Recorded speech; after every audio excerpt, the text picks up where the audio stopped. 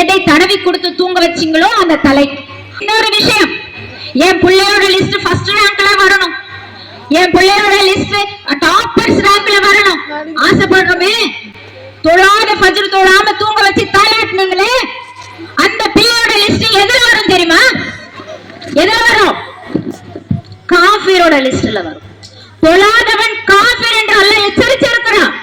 காஃபிரோட லிஸ்ட்ல உங்க பிள்ளைங்களோட பேர் வர அனுமதிப்பீங்க, ஆனா இங்க இந்த உலகத்துல டாப்பர்ஸோட லிஸ்ட்ல பேர் வரணும்னு ஆசைப்படுவீங்க.